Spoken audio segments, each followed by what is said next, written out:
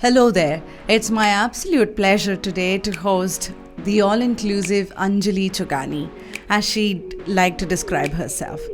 Having started her career in the fashion boutique space in Bangalore, she found herself exploring the scope as a teacher, a culinary educator, a writer, content creator, and chef in the UK and in Spain. Like many women in India, she strives to be many different Anjalis for different people in her life.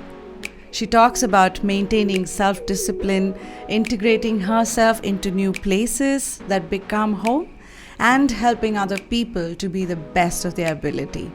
An advocate of being kind, soft, and nice to oneself as much as others, she gets into the nitty-gritties of how championing mistakes is crucial to success and was the cause of one amazing Anjali 2.0 version of herself. This conversation is a gentle reminder of self-love, something that we sort of, brush aside often, and each one of us needs. Tune in to really understand this, the nuances of Anjali's journey, and I hope it makes you think on how self-love matters to you as well.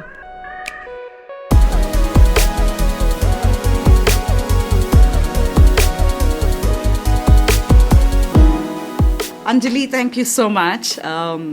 You've really tried to squeeze in this 90 minutes in between your last minute family time before you travel back to Spain. So I'm not going to take this time for granted. Thank you so much for making this time. Thank you so much for having me. It's a pleasure to be here with you. Totally ours as well. So we'll get started. Sure. I think when I spoke to you a few days back, one of the things that really struck me is your journey, whether it is starting off in the fashion boutique space, which is pretty successful, to moving back to UK and then Spain, and then really embarking on this new journey of a culinary educator, a writer, a content creator, a teacher, all of that, right? And a chef. So I thought today, if we can spend our time to really deconstruct the art of learning, I think that would be a great thing.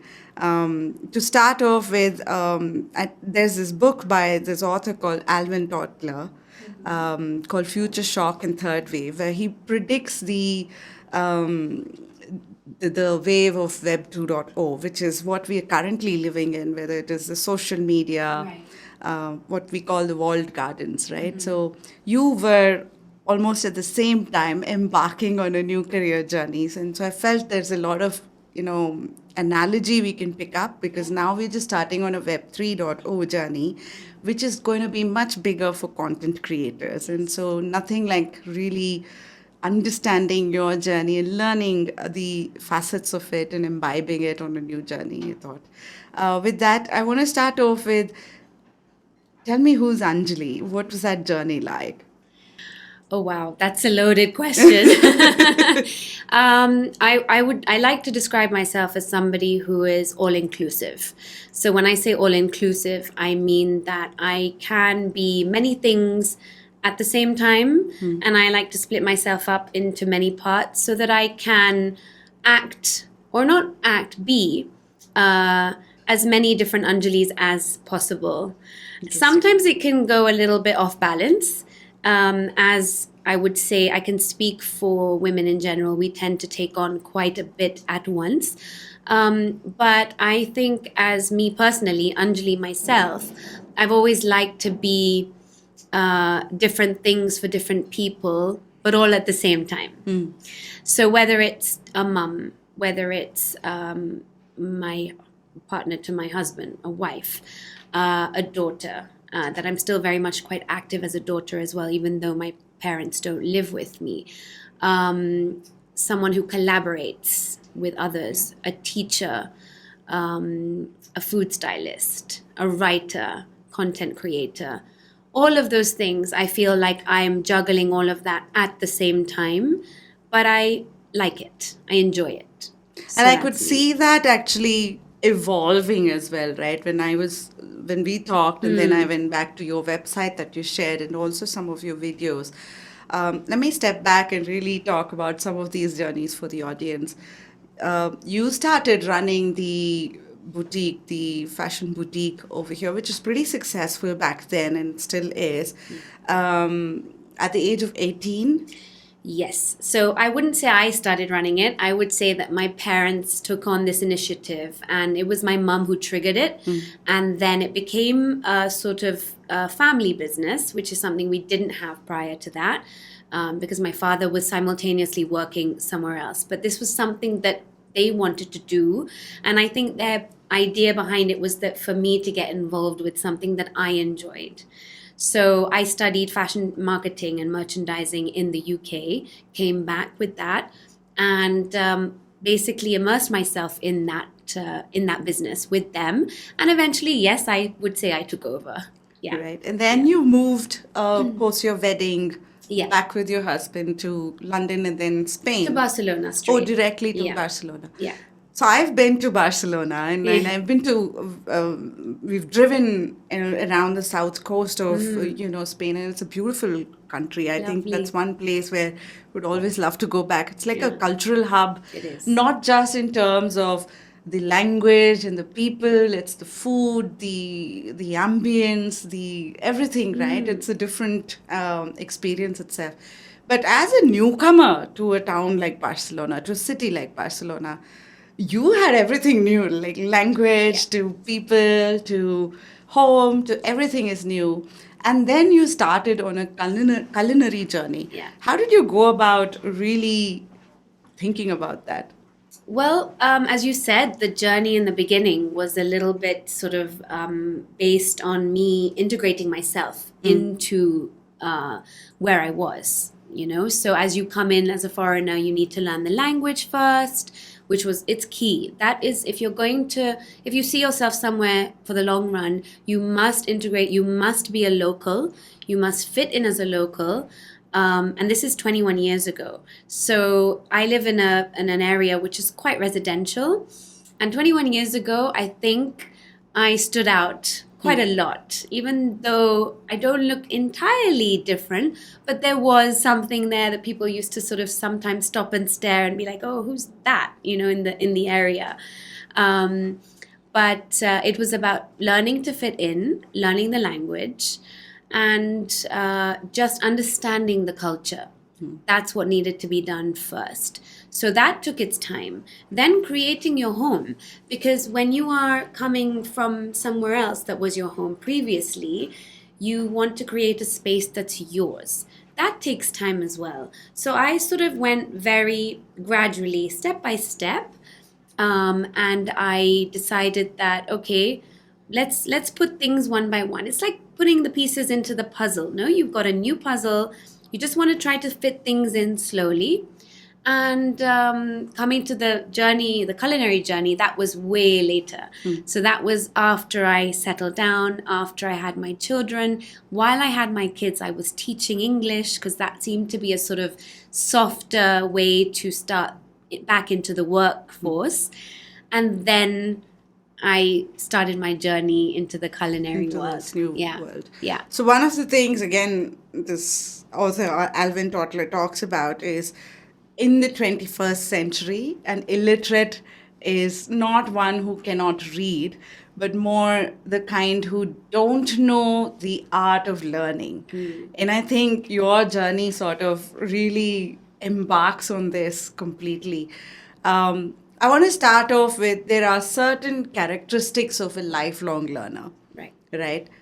What are some of those at the core of who Anjali is as a lifelong learner? Because you seem to have clarity. Like if I draw an analogy to what we just spoke about, when you're venturing into a new organization, you've gone into a new culture, a new country, you need to embark on that culture. You need to understand that culture. You need to sort of fit yourself into the culture.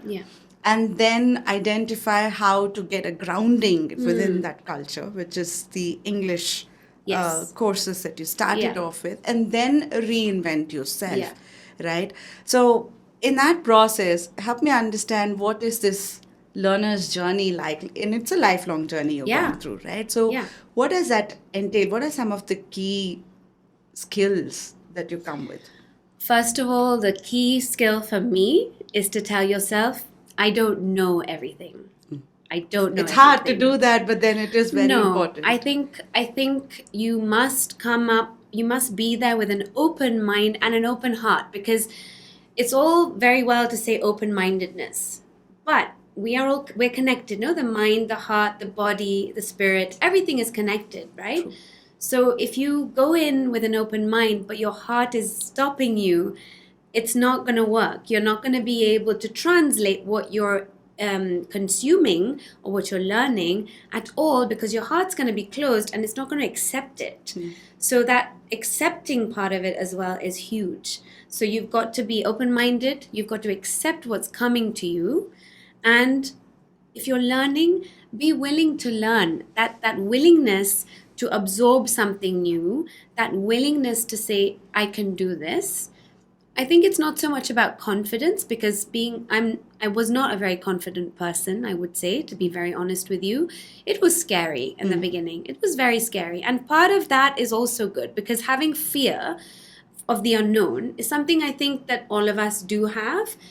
You've got to also just hone that fear so it doesn't freak you out, basically, right? Yeah. So having that fear is good, because it also kind of encourages you to overcome it and say, yeah, but I can do this. It's good. It's only a language, for example.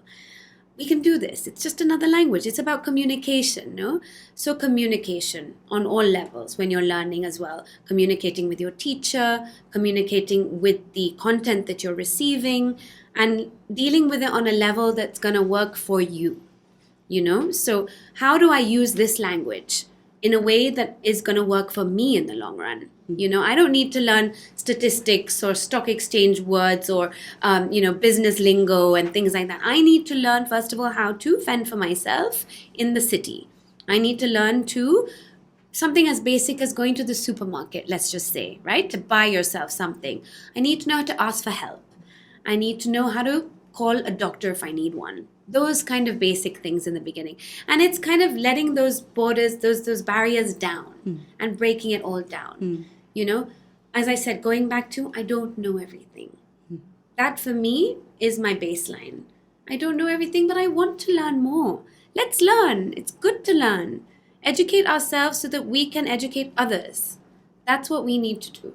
So when you started, did you already have like a North Star that I'm going to get into, like once you started on this journey, getting into the culinary part of it, did you already have a North Star of, I want to be a teacher, and so hence I'm going to do A, B, C, D as steps, or did you discover it in the process? I discovered it in the process, very much in the process. My first...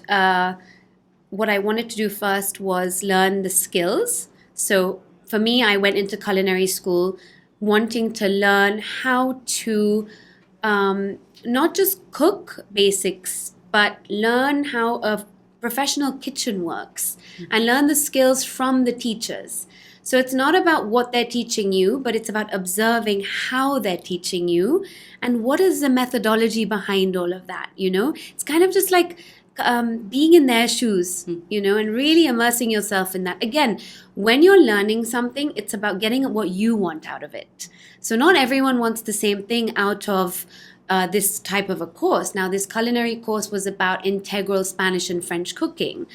That didn't interest me as much as the skills behind it, the chopping, the cutting, the mise en place, the preparation, all of that, and seeing how these people were functioning within the kitchen. That was what excited me, And of course, I went in there also to learn pastry because I was quite passionate about baking.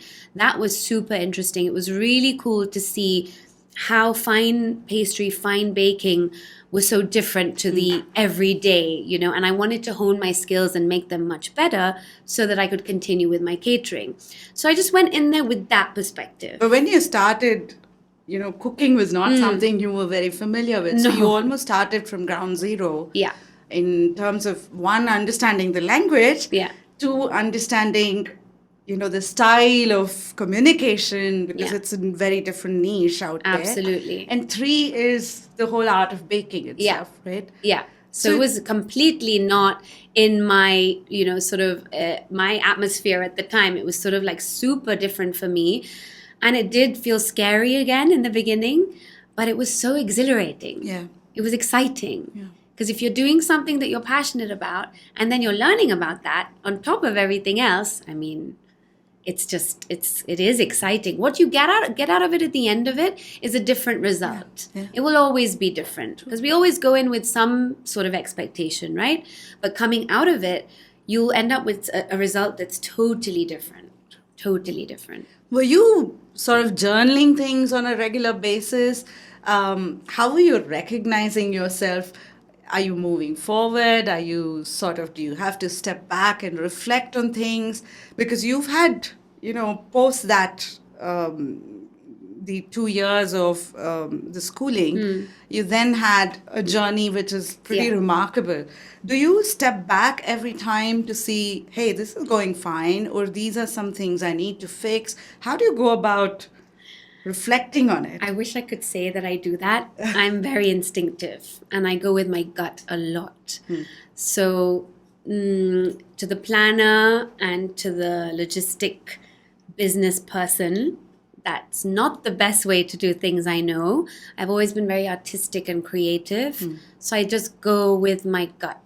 And touch wood, till now, that's worked for me. So I'm not planning on changing that methodology, if you want to call it, anytime soon, because I'm just not like that as a person. The minute I need to start doing that, somehow I lose interest. Somehow I'm not happy.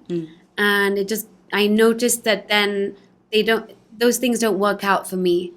So I just feel like my gut has always led me, always. So it's almost like you're following your passion. Yeah. But at the same time, the technical word for this is, what is that? It's called micro-skilling, wherein, in order to be a self-disciplined learner, which is what the journey you're going through, you need to have your micro-cognitive awareness to support it. And you seem to have that really balanced, whether it is how you communicate, how you observe, your collaborations, how you engage with your audience, how do you manage your time and effort, starting from base and stepping back to, that's where the gut comes in, right? In terms of saying, yeah, this is going fine, so now let me go one notch above, take that risk and go one notch above and deal with the ambiguity there. Am I getting that right? Yeah. It's just that I don't really pre-think or preempt stuff. It's sometimes I wish I did, because there are many situations where I've sort of felt like, maybe I should have pre-planned this a little bit more. When it comes to the actual job at hand and the work that I do, yes, then I'm fully in it and I'm like, okay, this is what I need to do, and fully focused at the time. But pre-planning is not something that I am great at. Yes, I do plan slightly ahead. But foreseeing stuff and, coming into something and saying, this is going to be my next move or my next step, I'm not great at doing that. And I don't really like it either. And that's why I think during the pandemic I flourished, because I was really going on what was going on at the time. And I just got pushed into certain things and just pushed myself and just went for it without thinking. And that really worked. Yeah. One of the things that really stood out in our conversation earlier was when you went to your classes, it was a Spanish as well as French cuisine, but you also wanted to understand the Indianness to it. And you questioned some of these, and you had one of these conversations with your teacher. And even now, you just talked about how communication, whether it is with someone you're learning or with your audience, is very important. How much has that really played a role in carving out who you are today? You mean as a communicator? Yeah. It's a big part of who I am today, because I really take pride in communicating with others, because I think that is the way to be. And it's a cross communication. It's not me talking at them, but it's me talking with them about certain things. So even when I'm teaching a cooking class and communicating with students across, in a kitchen setting, I will communicate what I feel would be interesting for them to know. But I also want their feedback right away. I want there to be a conversation. So, I may know some stuff that they don't know, and I'm helping them to discover more. But I also don't know a lot about them and their experiences. So I like to have that coming back to me so that we can do a sort of, back and forth, and we're really interacting with each other. For me, interaction is key.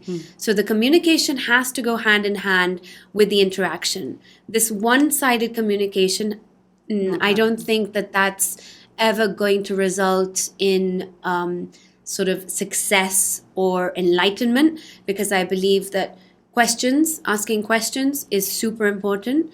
I sometimes ask too many questions myself, but which is good. I think it's good because curiosity is something that we all need to have in us. It's not just about being a curious child, it's about being a curious human being, but genuine curiosity and trying to understand why the why, and why this is a certain way, what is this, and history, like why did this happen and why do we have this today. It's just natural, right? And I think that a lot of people just hold back and they don't like to ask questions, but it's so important to do that. It's so important. So as you finished the schooling, you then embarked on teaching initially, but you also had started blogging. So if I can go back to the Web 2.0 journey, which I was trying to draw a parallel, that's when we started, really, the social media started coming in. Content developers had a platform, more than one platform where they could engage with the audience. And you had this whole beautiful style of capturing photographs of food and sort of storytelling around it, right? You started off with that and then you went into teaching. Tell me, how did that start? Was that a natural progression, or did you really knock on multiple doors and it just happened? The teaching, I knocked on doors. That was the only way to do it. The blog at the time was just really mainly for me as a creative outlet, and to share with, I think it was literally just a handful of friends and family that would be looking at it. And that was early days of Instagram, right? So I loved that. Like for me, Instagram was so beautiful because, the photos, the filters, the way you can adjust things. I just love, taking pictures and styling. So I've always enjoyed that. But then the teaching came when I had finished my course. And that was when I got that sort of inspiration that, I think there's a gap here where people don't really know so much about Indian culture, Indian cooking, and spices. I could see that there was something missing, because from my time in culinary school, they were not really dabbling into those areas of the spices. It was a very different niche, right? So that's when I decided, okay, let me give this a go. Let me try, let me see, who knows what will happen.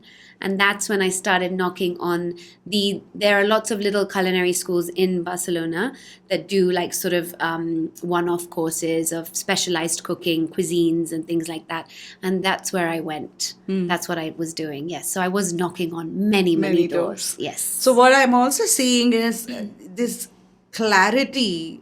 And again, these are some of the key things that I've seen a self-directed learner goes through as a process.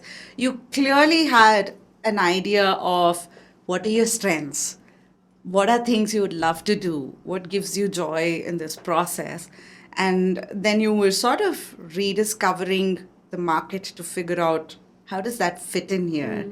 And in that process, you're willing, because that's what you were going after, you were willing thereby to explore knocking on multiple, what is the word? Schools to actually give a course on this. Is that a... Yeah? That's exactly. That continues to be something that defines you, Anjali? What The awareness The of who awareness. you are, Yeah, what are your yeah, strengths, yeah. and Yeah, I mean, I really want, all I want to do is to keep communicating and teaching and allowing people to discover some stuff that they, maybe perhaps want to and have not had the chance to or the space to do it. And, for them, it's exciting. And I think as the years go by, there is so much more interest in, international cuisine and culture, especially from Europe, wanting to discover more about Asia. I just think it's great. I just want to be able to keep doing that. And from there, did you already start with your videos on your cooking, or was that much later after you finished these classes that you were conducting? Well, so the teaching led to my cookbook. Ah. So that was the first step. How did that happen? I mean, from teaching, how Yeah. did you decide, all right, I'm going to be a writer now? Yeah, well, I got the same questions coming to me all the time from the classes. They were like, so you've taught us this dish, but these spices in here, what else can I do with them? What else is there that we can use? Do you know any other dishes that you can tell us? So there was that curiosity came up. And then it was the same questions all the time. So I noted those questions down and I was like, well, if they want to know, I think I need to tell them. And I need to start doing some research myself. And I was writing recipes anyway. So for me, that was something I was used to doing. And then the book came out because I was doing research about the spices first. And I wanted to do a book that was focused on the spices in terms of not just using them in cooking, but why we use them. Again, the why, the health benefits, which a lot of people didn't think about at that time. And was new to them, right? So it was that and linking it to my recipes, not just Indian, because I wanted them to know that I'm also a very international person, and I've always been, because I was born in London. I used to go on holiday to the Philippines every year. My grandparents lived there. I've traveled the world a lot since I was a child. And to bring about all my family recipes as well. And I just wanted to share that. So again, it came from a place of wanting to share, wanting to teach, wanting to educate in the small way that I can, and through beautiful photos and easy recipes for people. Because I'm also a mum, 2 kids. My kids were much younger at the time, and it was all about efficiency. So I wanted to make people understand that you can cook beautiful stuff, but you can do it efficiently. So that was my whole, and that's how the book came. And then after that, the videos came. I see. Yeah. Taking a quick break from our conversation today, I wanted to quickly talk about our collaboration partner, Hubhopper. This podcast was created on Hubhopper Studio. If you wish to start your own podcast for free, please visit www.hubhopperstudio.com. Hubhopper is India's leading podcast creation platform. Start your podcast with Hubhopper Studio and get your voice heard across platforms like Spotify, Gaana, Google Podcasts, Wink Music, and many more. Click on the link in the episode description or visit hubhopperstudio.com. Thank you, Hubhopper, for the collaboration. And now we go back to our conversation. And so, when you were going through this journey, was technology easy for you, or how did you, because you do all of this by yourself, right? So, how did you go through that? Because for a first timer, it's not easy. I would say that I grew with the technology. I've always been self-taught. I've always sort of, and I'm not very, how do you say, specific, and I don't need to know algorithms, and I don't need, when it comes to numbers, that's not me. So for me, it's the creative side. If it's something that's creative, I'm like, oh, wow, what can I do with this?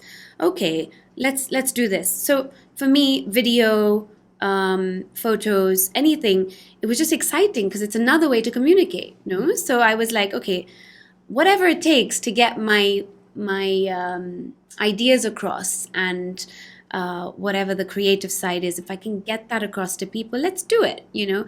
And again, it's about saying, I don't know everything, let's learn, you know, and not scared of learning. Of course, I had help along the way, people to sort of say, okay, you know, maybe this is better than this, and, you know, this technology is like what's working now, and things like that. So the YouTube channel was actually spawned by the people who helped me design my book. They were a communications company, and so they were the one who gave me the idea of starting some YouTube videos along with the launch of the book, so that would kind of help with my communication as well.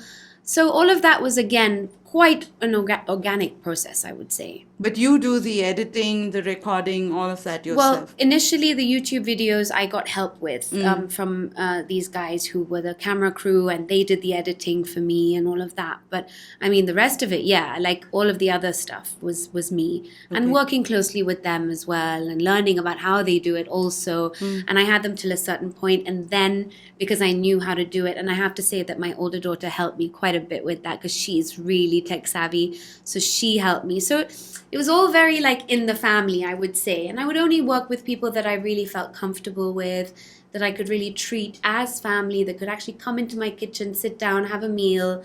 That's the kind of dynamic that I enjoy. Yeah. So you naturally progress then into collaboration with other chefs in restaurants, and then opened up your studio at home. Yeah, so I renovated my kitchen and made it a more professional style, so that I didn't have to go to the other cooking schools anymore, and I could just do it in my space. And that's where I felt the most comfortable.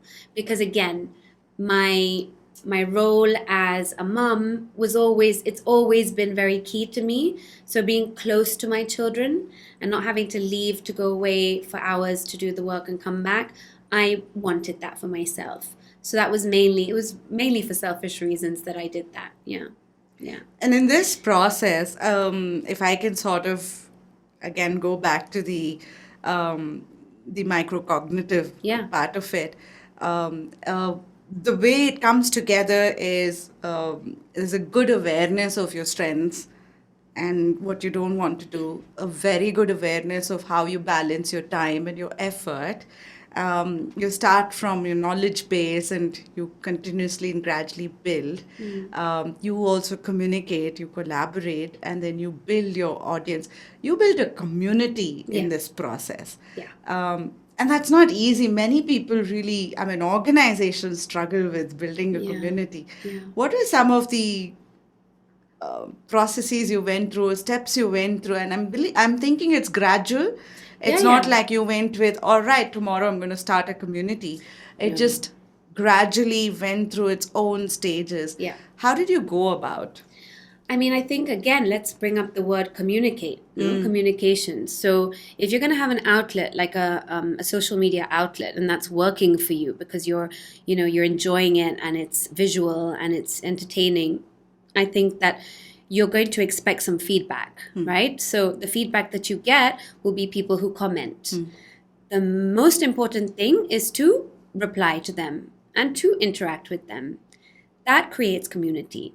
Because there are many accounts that you'll see there's not much interaction, or someone else is managing the social media, which is great. And I understand that if you have a lot on your plate, that's something that you need to, delegate. That's great. You should. But for me, that won't work, because I want to have direct contact with my community. That for me has always been number one, because that's how I've generated my business. I've been one-to-one, the whole time. There's never been anyone to communicate on my behalf. Yes, it's a lot of work, 100%, but I'm willing to do that, because for me, that's part of the satisfaction of what I do, is being able to know someone's name, know what they want, know what they, are requiring of me. And that's how I can curate certain classes or certain events or collaborations, because I'm getting that feedback from them. So I feel like my community will always get from me what they want, and vice versa, because they're also supporting me and I'm helping them to learn new things and to have a good time in the process. And it works both ways. It's great.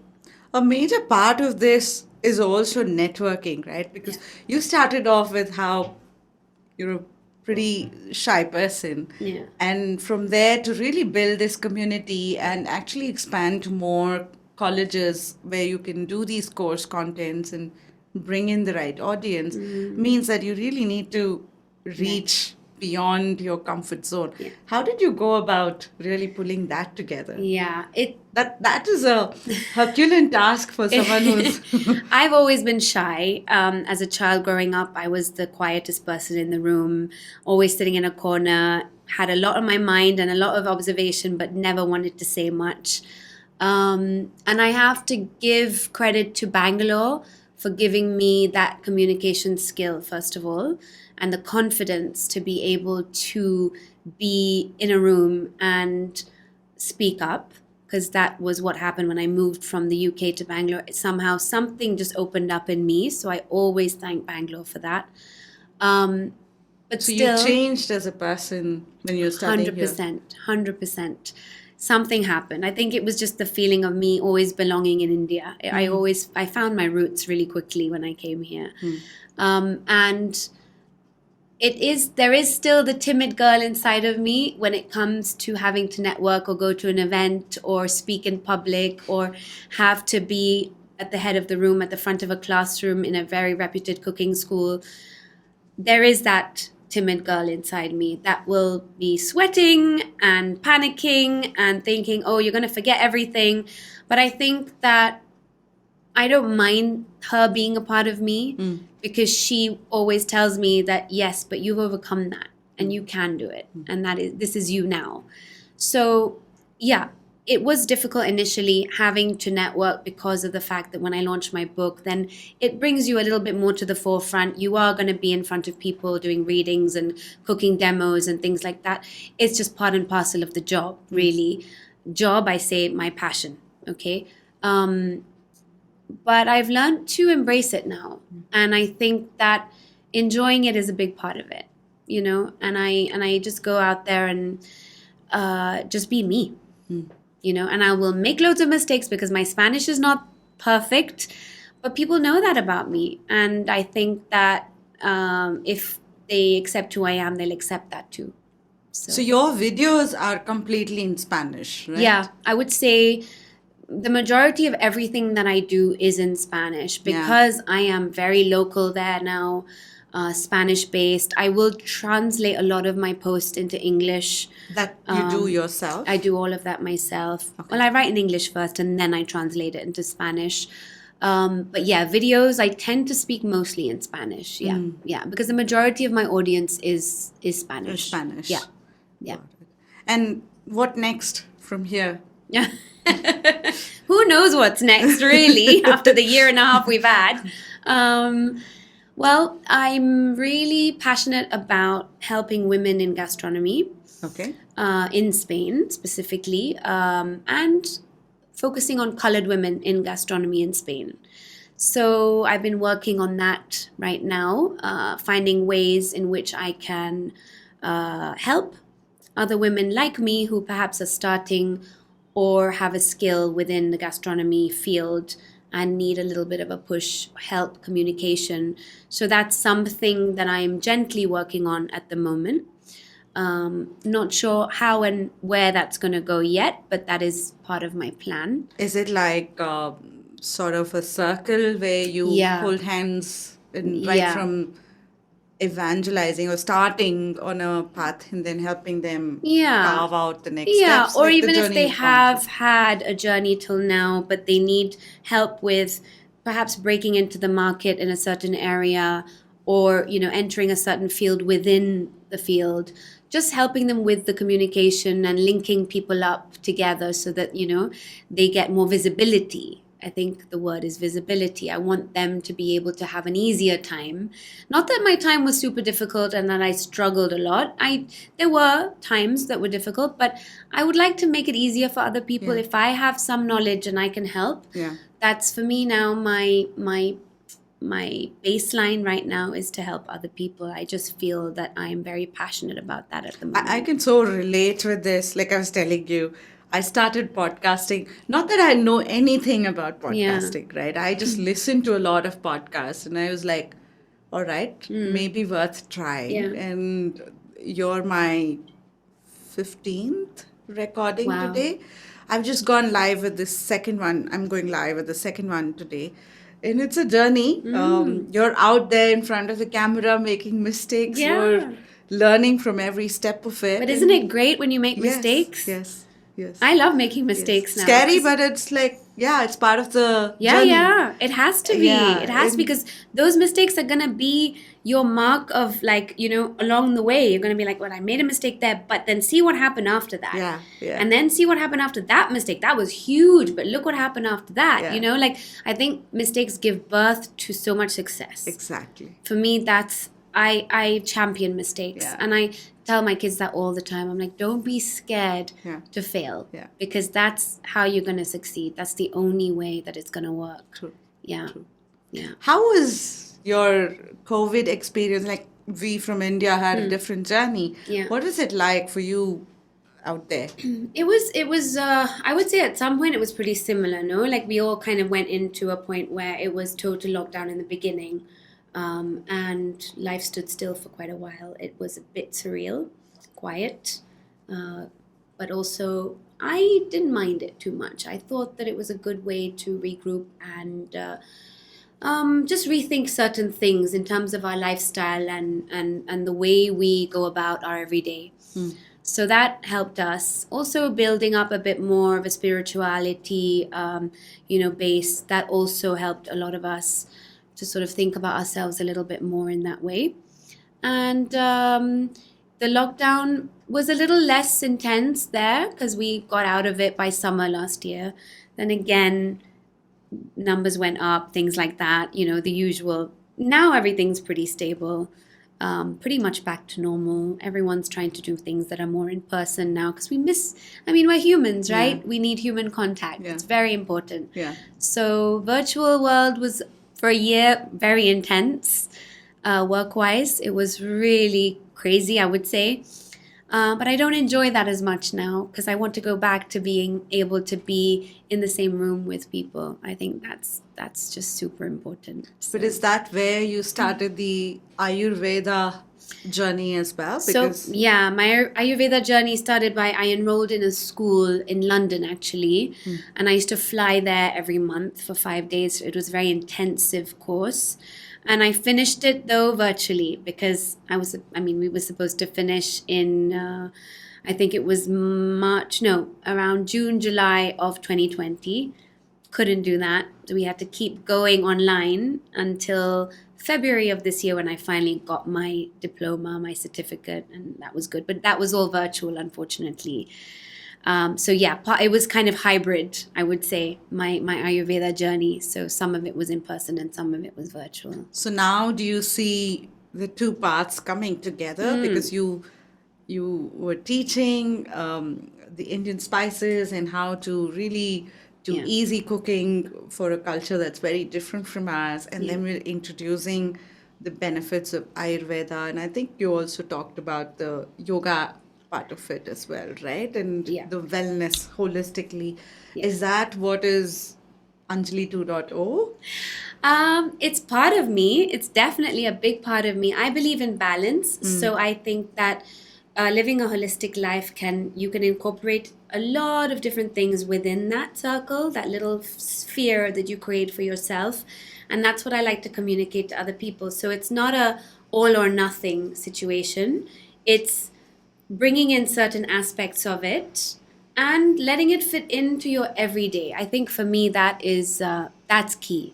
That's key. So even with cooking, I do teach some Ayurvedic focused classes, but I make it as accessible to people as possible so that they don't have to go out of their way to get something that's not available. Everything should be sourced locally, whatever we can. If you can't get it, it's not going to work. It's not sustainable, right? So I always say, like, it has to be sustainable. It has to be, locally sourced as much as possible. And then also it has to fit into your way of life. Of course, when you make changes to your lifestyle for the better, that's always going to be good because, a lot of us need to do that. And once you do that, then things just flow much easier. And it's also about not being hard on yourself. So that I do for me. And so when I do some consulting as well once in a while, and I tell people that, I'm like, you don't have to be hardcore with this thing. Let's go step by step and take a few steps at a time, see what works, see what doesn't work. Because we're very hard on ourselves, no? It's like before when people used to go on crash diets, for example. Makes no sense because that's not realistic on a day-to-day basis. You come back it's more never going to aggressive. work, right? And you're not going to be happy. Yeah. So you must be happy with the journey that you're taking. You must commit. Commitment is key as well. I think when you commit to something, it will always work out. So that for me is also very important. I also see there's a certain self-talk you have, Anjali, which is you're kind to yourself in your self-talk. It wasn't always the case. Yeah, I was going to ask you that. Were you always like that, or did you change? How did that come? Because I think that's very important. Yeah. Because I earlier used to have this really, horrible way of self-talk. You idiot, you stupid, sort of thing. Which is what most of us Hey, not do. bad. Today we did something nice, and that's why I asked you also. Do you pat your back? Do you write a journal? 100% now I do that. 100%. Even if it's for the smallest things, that is what counts. And like I said, I was not always like that. That wasn't me. Very self-critical, very hard on myself. I don't know whether this is something you can generalize as, no, I wouldn't say it's just what we do as women. I think a lot of people who are driven, a lot of people who have visions, they are like that and they just want to do it all. Yeah. And when they can't do it all in the right way, and when they feel out of place or if they feel inadequate somewhere, like for a long time, I didn't feel like I belonged in Spanish society. But little by little, when I could let that go, then you can allow yourself to integrate. You can't if you're sort of on edge and you're thinking, this is never going to work. I don't know how I'm going to do this. It's self-doubt, self-doubt, self-doubt. Then you know that's just setting yourself up for a fall and not a good one. So pretty stressful and anxiety driven. Yeah, absolutely. And it's not easy having a family, trying to fulfill your goals and dreams and visions. It's not easy doing all of that, right? So you got to give way to error. You've got to give way to be okay with yourself. Just be soft with yourself. Be nice to yourself. And I've learned that very recently. So yes, must pat yourself on the back as often as possible, even for the small things, because every small thing is a big win. Yeah. For someone who's sort of embarking, and thank you first of all for that, because I think we don't do that often, right? Yeah. We really don't indulge in ourselves. You know what I say? Sorry to interrupt you, but it was just in my head right now. I high five myself in the mirror. Yeah. I started doing that. I do that. Yeah. I do that. Do men do that? No. No. This is a very what's her name? She has a book coming up. Right? Yes. Yes, I know who you're talking about. The hi-fi. Blonde. She's blonde with glasses. Exactly. Mel Robbins. So she spoke about this recently, but I had been doing that for a while. So I had been like saying, "Hey, you know what? You're pretty cool. You did that. Yeah. Well done, you." And I'll say to myself, "Well done. Actually, well done. Yeah. That's really cool that you did that." Yeah. And to do that with other people also, it's great because it's like a sort of little second of reassurance that kind of keeps you going a little bit longer. Yeah. It's like recharging yourself for a minute. And there's nothing wrong with doing that at all. True. It's really not a big deal to do that. Yeah. And we should. You should do it first with yourself and then with others as well. I mean, it's very important to 100%. really talk about the small wins. Yeah. And it's these small wins that really take you. It's like this elastic, right? As you keep and that's pulling, how I see my whole journey. They've all been tiny little wins on the way. Yeah. I never say, "Oh, this is I was super successful at this and I was no, it's like small little steps, little wins on the way to get me where I am now. And I'm like, okay, this is great. When I look back, I'm like, oh, wow. Okay. Not bad. That's pretty decent. You know what? You're pretty cool. True. Yeah. True. So, any advice for someone who's starting on this journey? I think the whole concept of culinary schools and getting into this line is also catching up in India, right? And it's Yeah. Like we do have baking Yes. institutes Yeah, Le Bon and is some really- really good stuff happening there. And I think the newer generation, like my daughter's generation, there's a plethora of things to pick up than just Yeah. engineering medicine. Oh, yeah. So what kind of advice would you give, not just for the youngsters, but there could be a whole bunch of people like me who are leaving their career to Yeah. start something or start a new journey. What sort of advice would you give? I would say unlearn some stuff first, because we have a lot of habits that we kind of build up, especially if you're in corporate or you're, in a business atmosphere for a long time. I think unlearn some stuff. Take some stuff with you, but unlearn some stuff. How too. do you do like that? Unravel yourself a little bit. Let some stuff go, because it's not all good for you at the end of the day, right? So how you do it is going to be such a personal call for you, but it's just about really dropping the things that don't serve you anymore, more than anything else, right? And then it's again, have the fear, but don't be Let it so rule. don't be so immersed in that Yeah. that it clouds you. Yeah. Let that be part of your driving force, and just be open-minded and open heart. That's all you need to do. Be willing to learn, be accepting, and be excited. Be excited. And I love this. And I can so relate with it because I'm going through this journey Yeah. right now, right, Anjali? And so, Great. Every bit of it, I can totally relate with it. So I'm loving this. You've also been a personal brand creator, right? And that's a big part of the creator economy, wherein I'm no longer limited by these, garden walls like the Facebooks or the Instagrams. You're sort of deviating from that with your own website and your affiliate marketing, your books, your videos, and your content and your community, right?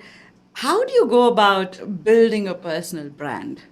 Because oftentimes we don't do that, Yeah. right? We Yeah. sort of, I don't know, I'm probably generalizing, but I never looked at myself as a brand.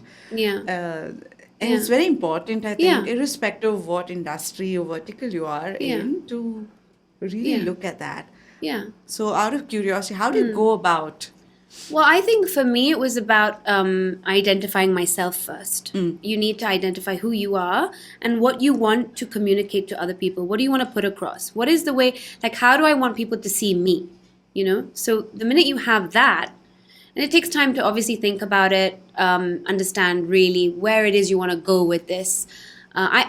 Perhaps for me it was a little bit easier because already I was in a market where I stood out. I mean, this Indian girl from nowhere, these Spanish people all around me teaching Indian cuisine. There was no one else doing it. So I have to say that it, for me, finding that niche was a bit easier, right? So that was my identity at the time. And then you have to be visually attractive. When I say visually attractive, it's not about the external, your face and everything, but it's about putting things in people's faces that are going to catch something catchy, So whether it be a name, a logo, for me, those things are really important because they capture you right away, right? So something that's catchy at the get-go, And when I came up with the name of my book, Soul Spices, it was not easy for Spanish people to say that initially, but they got the hang of it, because the language is different. It's English, right? But I think that became my brand right away. So they saw that, and the cover of my book are my hands, and it says Soul Spices. So my hands have always been very much there. So when I say visually appealing, I mean that. Yeah. There has to be something where someone can close their eyes and say, oh, okay, I've seen that book cover, those hands, I know who she is. Yeah. That kind of thing. And that's how a lot of people identified me in the beginning. So I noticed, okay, if that's working for me, I'm going to keep going with that. I'm just going to keep going with that. I'm going to make sure that I'm there in everything that I do. Not my face, but my hands, my voice, anything that I can, put in there. I have this little elephant that's in all the photos inside my book. And that elephant is in most of my pictures because that's how people identify me. So it's about identification. That's for me, branding. it's really continuity. You got to stick to it. Yes, there have been times when I'm like, oh, this is really boring. Maybe I need to do something else now. But then I'm like, no. It may be boring for me. But there's a lot of people that still don't know me out there. And that's how they're going to discover me. I mean, I met one of my best friends who collaborates with me work-wise a lot because she fell in love with the cover of my book, the back of it. Because on the back of my book, I'm doing the mudra. And she printed that out and she has that in her room even before she knew me. That's how she met me initially. And then we met at one of my pop-up lunches that I was doing in a restaurant. And we got introduced. And from there, she was like, oh my goodness, like, I can't believe I'm meeting you. I've had your hands in my room. It's like I've created a little altar for myself and your hands have been there. I mean, it's crazy. Like, I had no idea. But you see, that's how you communicate with people. Yeah. And it has to come from a genuine place. Yeah. Right? Yeah. So that's another thing. Being personal. What you're also saying is... It's completely personal. And I'm, as it is, quite a transparent person, which sometimes doesn't work for me, but for the most part it does. You just got to be honest about what you're doing. You've got to be honest. You can't mislead people. Anjali, thank you so much. I love this conversation and I hope you enjoyed it as much as I did. I loved it. And it was worth the time that you spent here for us. Absolutely. Thank you so much. No, thank you. Thank you.